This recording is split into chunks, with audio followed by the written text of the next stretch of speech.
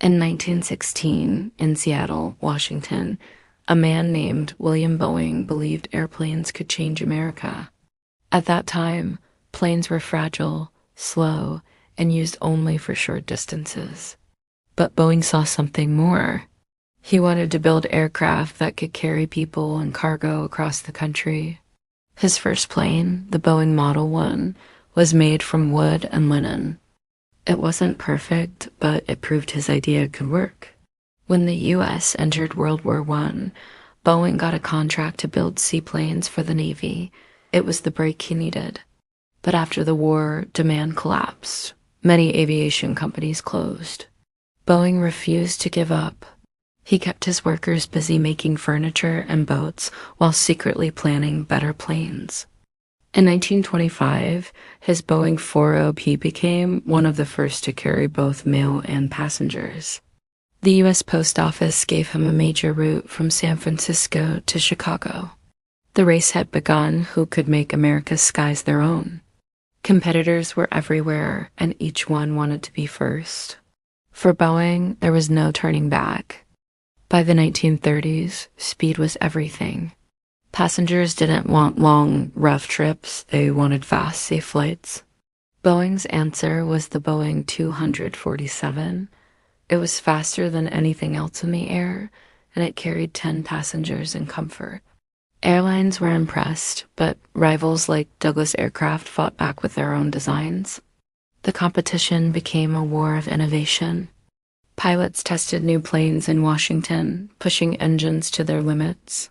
Engineers worked day and night, searching for ways to fly higher, faster, and farther. The Great Depression made survival harder.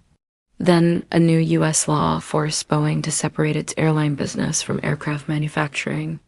It was a major blow. But Boeing saw a way forward build planes for the military. The world was heading toward war, and whoever could master the skies would hold the future. Boeing's next move would put it at the center of the biggest conflict in history. The 1940s brought World War II. America needed planes fast, powerful, and reliable. Boeing delivered the B-17 Flying Fortress. Built in Seattle and Wichita, Kansas, it could fly long distances, survive heavy fire, and carry a massive bomb load. Thousands rolled off the assembly lines. Day and night, workers in the U.S. turned raw metal into war machines. Pilots trained in American skies, knowing their missions would be dangerous, but Boeing didn't stop there. They introduced the B-29 Superfortress, a bomber unlike any the world had seen. It could fly higher, faster, and farther than the enemy's reach. The stakes were life or death. Every mission could change the course of the war. The B-29 would go on to play a decisive role in ending the conflict. When peace finally came, Boeing had proven it was not just another airplane company, it was a force that could shape history.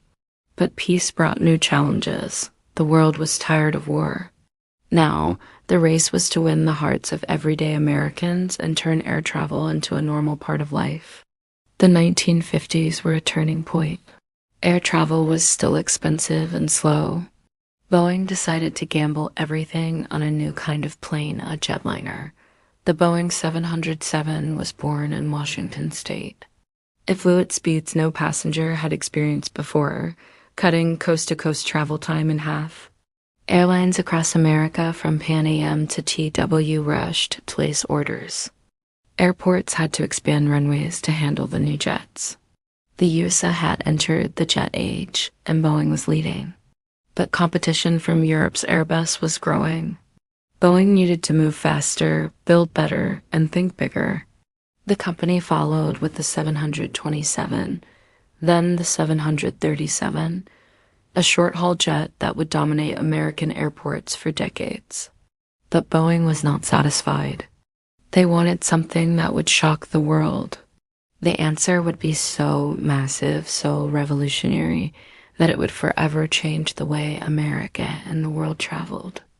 In 1970, Boeing revealed the 747 jumbo jet in Everett, Washington. It was huge, more than twice the size of previous airliners. It could carry over 400 passengers and fly nonstop across oceans. Airlines from New York to Los Angeles to Honolulu made it the face of luxury travel. Even Air Force One adopted the 747 that became a global symbol of American engineering. But big dreams came with big risks. Oil crises made fuel expensive. Airlines struggled. Boeing fought to survive with new designs like the 757, 767, and later the 777. Each brought new technology, better fuel efficiency, and safer flights. Still, competition was relentless. Airbus introduced the A380, the largest passenger plane ever. Boeing responded with the 787 Dreamliner lighter, more efficient, and built for a new era. The battle for the skies was far from over. Today, Boeing remains a giant in American aviation. From its headquarters in Arlington, Virginia, and factories in Washington, South Carolina, and Missouri, it builds everything from commercial jets to military aircraft to spacecraft. The company has faced setbacks, delays with the 787 and the grounding of the 737 MAX, but it continues to recover. Boeing jets connect every major U.S. city to the world. Its history is written in the skies above America, from the first wooden seaplane in Seattle to modern jets flying over the Pacific and Atlantic. Now, Boeing is exploring electric flight, autonomous aircraft, and missions beyond Earth. The race that began over a century ago is still on. The competitors have changed. The technology has evolved. But one truth remains: Boeing's story is the story of America's fight to rule the skies. And that fight is far from over.